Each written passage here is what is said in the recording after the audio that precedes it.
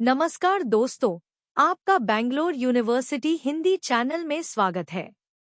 आज हम नीलकंठ कहानी पर चर्चा करेंगे, जो फर्स्ट सेमेस्टर बीबीए के पाठ्यक्रम का हिस्सा है। इसके महान लेखिका महादेवी वर्मा जी हैं और यह कहानी गद्य सुवास पाठ्य पुस्तक में शामिल है। चलिए इसे समझते हैं। नीलकंठ कहानी का सारांश। महादेवी वर्मा जी की कहानी नीलकंठ प्रयाग के एक शांत और सांस्कृतिक आश्रम नगर में निवास करती लेखिका के अनुभव को दर्शाती है, जहां पशु-पक्षियों से प्रेम और उनके साथ आत्मीयता की भावना अद्भुत रूप में झलकती है। इस कहानी की शुरुआत लेखिका के निवास क्षेत्र के वर्णन से होती है, जो चाकू छुरी तेज कराने वाली दुकानों और सरकारी अस्पताल के पास स्थित एक अनोखी जगह है। इस इलाके में ही तरह तरह के छोटे बड़े पिंजरों में जीव जंतुओं को बंद रखा जाता है, जिन्हें लेखिका देखकर दया और करुणा अनुभव करती हैं। वे इन पक्षियों की प्यास बुझाने के लिए पानी रखती हैं और कई बार उन्हें खरीदकर उड़ा देती हैं। कहानी में एक महत्वपूर्ण मोड़ तब आता है जब लेखिका को अपने प्रिय पक्षी नीलकंठ से मिलवाया जाता है। बड़े मियाँ नामक व्यक्ति उन्हें नीलकंठ और उसकी साथी मोरनी राधा के बारे में बताते हैं, जिनकी सरलता और सौम्यता लेखिका को आकर्षित करती है। लेखिका अपने कक्ष में इन पक्षियों के लिए अनुकूल वातावरण बनाती हैं और देखभाल करती हैं। नीलकंठ धीरे धीरे अपने परिवेश में रचबस जाता है। उसकी ग्रीवा का नीला रंग और उसके पंखों का विस्तार उसे मोहक रूप देते हैं। राधा का विकास भी नीलकंठ के साथ होता है, जिससे दोनों का जोड़ा एक अनोखी सामंजस्यपूर्ण छवि प्रस्तुत करता है। नीलकंठ का नाम उसकी नीलाभ ग्रीवा के कारण रखा गया और राधा उसकी छाया समान हर समय उसके साथ रहती थी। धीरे धीरे नीलकंठ न केवल अपने साथी जीवों के प्रति स्नेहिल हो जाता है, बल्कि उनकी सुरक्षा का दायित्व भी लेता है। वह अन्य जीवों की रखवाली करता और किसी गड़बड़ी पर अपनी चोंच से उन्हें अनुशासित भी करता। लेकिन उसका प्रेम और सुरक्षा का भाव उतना ही गहरा था जितना कि उसका अनुशासन। वह उन जीवों के लिए अपनी पंखों की छाव बनाता और उनके साथ खेलने का अवसर देता। एक बार एक सांप पिंजरे में घुस गया और उसने एक छोटे खरगोश को जकड़ लिया। नीलकंठ उस खरगोश को बचाने के लिए सांप पर झपटता है और उसे मार गिराता है। इस घटना ने नीलकंठ के स्वभाव की वीरता और मातृत्व का अद्वितीय परिचय दिया। कहानी का मधुर हिस्सा नीलकंठ का बारिश में नृत्य है, जो लेखिका के लिए अत्यंत प्रिय है। जब बादल गरजते, बिजली चमकती और बारिश की बूंदें गिरतीं, तब नीलकंठ पंख फैलाकर और रंगीन पंखों के मंडल को बनाकर नाचने लगता। उसकी साथी राधा भी उसके साथ नृत्य करती, पर उसकी गति में वह उत्साह नहीं था जो नीलकंठ में था। वह उसके चारों ओर घूम घूम कर एक तरह की लयताल का संगम प्रस्तुत करती। लेखिका के साथ नीलकंठ का यह प्रेम और आदर इतना गहरा था कि वह उनके सामने नृत्य कर अपनी भावनाएं व्यक्त करता था, जिससे लेखिका भी अद्भुत प्रसन्नता का अनुभव करती। कहानी में तब एक नया मोड़ आता है, जब लेखिका बड़े मियाँ के पास फिर से जाती हैं और एक घायल मोरनी को देखकर उसे खरीद लेती हैं। लेखिका उसका नाम कुब्जा रखती हैं और उसकी देखभाल करती हैं, जिससे वह धीरे धीरे स्वस्थ हो जाती है। किंतु कुब्जा स्वभाव से आक्रामक होती है और राधा को सताती रहती है। उसने राधा के अंडों को भी तोड़ दिया और उसे बहुत नुकसान पहुंचाया। कुब्जा के इस आक्रामक स्वभाव से नीलकंठ का मन टूटने लगा। राधा और नीलकंठ के बीच की दूरी और कुब्जा के कारण उत्पन्न कलह ने नीलकंठ की आत्मा को घायल कर दिया। वह अक्सर बाहर भागने की कोशिश करता, लेकिन लेखिका उसे वापस ले आती। अंततः नीलकंठ के जीवन में उदासी छा गई और एक दिन वह मृत पाया गया। लेखिका ने नीलकंठ के पार्थिव शरीर को गंगा में प्रवाहित किया और उसे इस विदाई से गंगा का विस्तार मानो एक विशाल मयूर का स्वरूप धारण कर गया। नीलकंठ के जाने के बाद राधा उदास हो गई। वह बार बार दरवाजे की ओर देखती रहती, मानो नीलकंठ के लौटने का इंतजार कर रही हो। वहीं कुब्जा अपनी नई स्थिति में भी चैन नहीं पा सकी। वह जाली से निकलकर आम की शाखाओं पर नीलकंठ को खोजती, पर एक दिन उसकी मुलाकात कजली नामक कुतिया से हो गई, जिसने कुब्जा पर हमला कर दिया और उसकी जीवन लीला समाप्त कर दी। महादेवी वर्मा जी की यह कहानी एक पक्षी नीलकंठ की मनोहरता और उसके साथ लेखिका के भावनात्मक जुड़ाव का संवेदनशील वर्णन प्रस्तुत करती है। इसमें नीलकंठ की वीरता, उसके प्रेम का साहस, उसके प्रति लेखिका के मन का कोमल भाव और अंत में उसके निधन की पीड़ा को बड़ी सूक्ष्मता से प्रस्तुत किया गया है। नीलकंठ का अस्तित्व और उसकी छोटी छोटी क्रियाएं लेखिका के जीवन को एक नई दृष्टि प्रदान करती हैं। यह कहानी सिर्फ एक पक्षी की नहीं, बल्कि जीवों से प्रेम और उनके प्रति मानवता का संदेश है, जो पाठकों को जीवन के अनोखे पहलुओं से परिचित कराती है। 1 मार्क क्वेश्चंस। प्रश्न: नीलकंठ कहानी की लेखिका कौन है? उत्तर: महादेवी वर्मा। प्रश्न: नीलकंठ कहानी का मुख्य स्थान कौन सा है? उत्तर: प्रयाग का एक सांस्कृतिक आश्रम नगर। प्रश्न: लेखिका को नीलकंठ के अलावा किस पक्षी से स्नेह था? उत्तर: मोरनी, जिसका नाम राधा रखा गया था। प्रश्न: लेखिका ने नीलकंठ का नाम नीलकंठ क्यों रखा? उत्तर: उसकी ग्रीवा का रंग नीलाभ होने के कारण। प्रश्न: लेखिका ने नीलकंठ और राधा के रहने के लिए कौन सा स्थान तैयार किया? उत्तर: अपने कमरे का एक हिस्सा और बाद में जाली का बड़ा घर। प्रश्न: लेखिका किस प्रकार के जीव जंतुओं को पिंजरों से छुड़ाने का प्रयास करती है? उत्तर: पक्षियों और खरगोशों को। प्रश्न: बड़े मियाँ का लेखिका से क्या संबंध था? उत्तर: वे जीव जंतुओं का विक्रेता थे और लेखिका को पक्षी बेचते थे। प्रश्न: नीलकंठ का सबसे प्रिय ऋतु कौन सी थी? उत्तर: वर्षा ऋतु। प्रश्न: लेखिका ने घायल मोरनी का क्या नाम रखा? उत्तर: कुब्जा। प्रश्न: कुब्जा ने राधा के साथ कैसा व्यवहार किया? उत्तर: वह राधा को परेशान करती और उस पर हमला करती थी। प्रश्न: नीलकंठ की मृत्यु के बाद राधा का क्या हाल हुआ? उत्तर: वह उदास हो गई और द्वार पर प्रतीक्षा करती रहती थी। प्रश्न: जब सांप ने एक छोटे खरगोश को पकड़ लिया, तब नीलकंठ ने क्या किया? उत्तर: नीलकंठ ने सांप पर हमला करके खरगोश को छुड़ा लिया। प्रश्न: नीलकंठ के किस गुण से लेखिका अत्यधिक प्रभावित हुईं? उत्तर: उसकी वीरता और कोमलता से। प्रश्न: नीलकंठ वर्षा में क्या करता था? उत्तर: वह पंख फैलाकर नाचता और उसकी केका से वातावरण गुंजायमान हो जाता था। प्रश्न: लेखिका ने नीलकंठ के शव का क्या किया? उत्तर: उन्होंने उसे गंगा में प्रवाहित कर दिया। प्रश्न: कुब्जा की मृत्यु कैसे हुई? उत्तर: कुतिया कजली ने उस पर हमला किया। प्रश्न: लेखिका नीलकंठ के साथ किन बातों को साझा करना पसंद करती थीं? उत्तर: उसका नृत्य और उसके प्रति स्नेह का आदान प्रदान। प्रश्न: नीलकंठ को राधा से विशेष स्नेह क्यों था?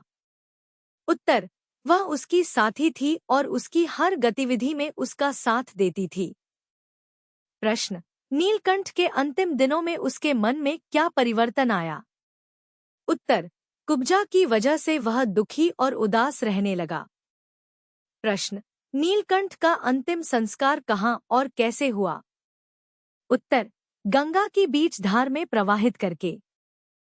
नीलकंठ कहानी के संदर्भ के साथ व्याख्या और विशेषताएं। 1. पंक्ति: मेरे दाना देने जाने पर वह सदा के समान अब भी पंखों को मंडलाकार बनाकर खड़ा हो जाता था, पर उसकी चाल में थकावट और आंखों में एक शून्यता रहती थी। प्रसंग: यह पंक्ति लेखिका महादेवी वर्मा की कहानी नीलकंठ से ली गई है, जो गद्य सुवास पाठ्य पुस्तक में संकलित है। संदर्भ: यह पंक्ति लेखिका महादेवी वर्मा की कहानी नीलकंठ से ली गई है, जो गद्य सुवास पाठ्य पुस्तक में संकलित है। व्याख्या। लेखिका अपने प्रिय मोर नीलकंठ की मानसिक अवस्था का चित्रण कर रही हैं, जो अपने साथी राधा से दूर हो जाने के कारण उदास और थका हुआ महसूस कर रहा है। लेखिका उसे भोजन देने के लिए जाती हैं, तो वह पहले की तरह पंख फैलाकर मंडलाकार बना लेता है, पर उसकी चाल में पहले जैसी जीवंतता नहीं रह जाती। उसकी आंखों में जो उदासी और निराशा है, वह इस बात का संकेत देती है कि वह अपने भीतर एक गहरी पीड़ा से जूझ रहा है। अपने साथी की अनुपस्थिति और कुब्जा की उपस्थिति ने उसकी आत्मा को मानो आघात पहुंचाया है। विशेषता। इस पंक्ति में लेखिका ने नीलकंठ के माध्यम से उस पीड़ा का चित्रण किया है जो एक जीव को अपने साथी से अलग हो जाने पर महसूस होती है। यहाँ पर नीलकंठ की चाल और आंखों की शून्यता के माध्यम से उस अकेलेपन और मानसिक तनाव को व्यक्त किया गया है जो एक जीव के अंदर गहरे बसे स्नेह और साथ की आवश्यकता को दर्शाता है। महादेवी वर्मा जी ने मानवीय संवेदना का अद्भुत चित्रण कर पाठक के हृदय को छूने में सफलता पाई है। 2 पंक्ति। नीलकंठ दरु ऊपर झूले में सो रहा था। उसी के चौकन्ने कानों ने उस मंद स्वर की व्यथा पहचानी और वह पूंछपंख समेटकर झट से एक झपट्टे में नीचे आ गया। प्रसंग।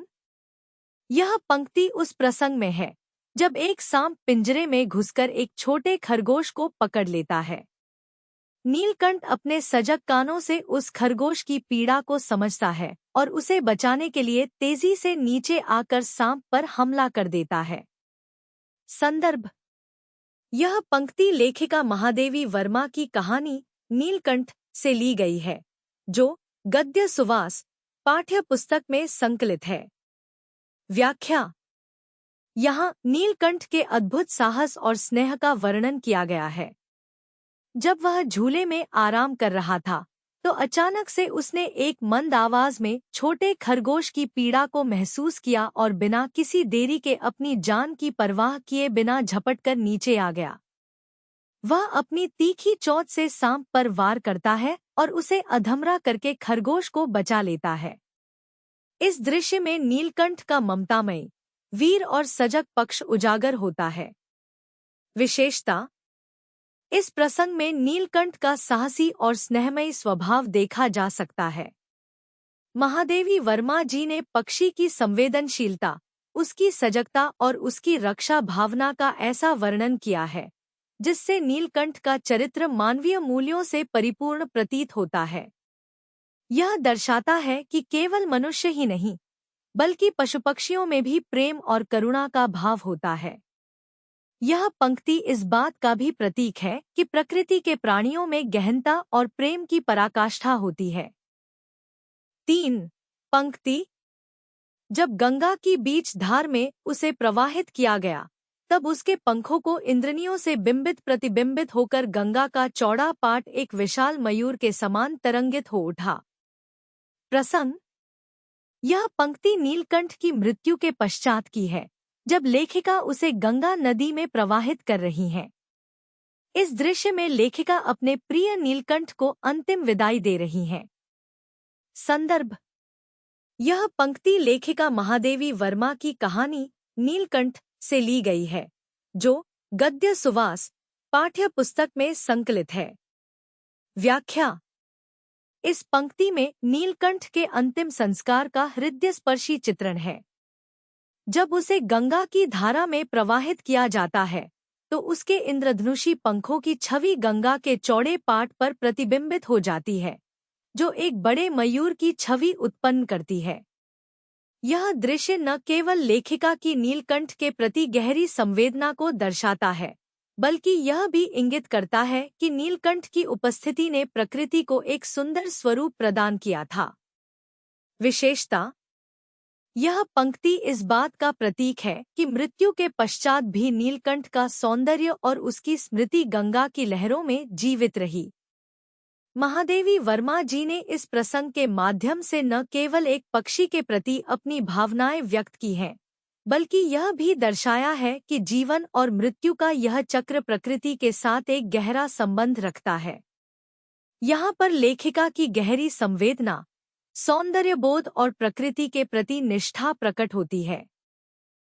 नीलकंठ कहानी के मुख्य पात्रों पर टिप्पणी। एक नीलकंठ। नीलकंठ इस कहानी का केंद्रीय पात्र है, जो एक मयूर, मोर है। लेखिका महादेवी वर्मा जी ने नीलकंठ को केवल एक पक्षी के रूप में नहीं, बल्कि मानवीय गुणों से युक्त एक संवेदनशील, वीर और प्रेममयी पात्र के रूप में प्रस्तुत किया है। नीलकंठ का नीला गला और उसके सतरंगी पंख उसकी सुंदरता को और भी बढ़ा देते हैं, जो पाठकों को उसकी ओर आकर्षित करते हैं। उसकी सजगता का परिचय तब मिलता है जब वह एक छोटे खरगोश को सांप से बचाता है। नीलकंठ के पास सिर्फ शक्ति और साहस ही नहीं, बल्कि स्नेह और ममता का भाव भी है। उसका राधा और अन्य पालतू जीव जंतुओं के प्रति प्रेम तथा उनके प्रति सुरक्षा की भावना उसकी भावनात्मक गहराई को दर्शाती है। जब कुब्जा के आने से राधा से उसकी दूरी बढ़ जाती है, तो वह भीतर से टूट जाता है। उसकी आंखों में एक शून्यता और उदासी आ जाती है। अंततः इसी दुख में उसकी मृत्यु हो जाती है।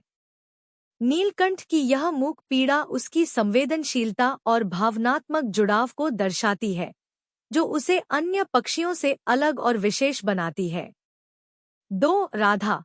राधा नीलकंठ की साथी मोरनी है, जिसे लेखिका ने उसकी छाया के रूप में प्रस्तुत किया है। राधा का व्यक्तित्व सौम्यता, प्रेम और ममता से परिपूर्ण है।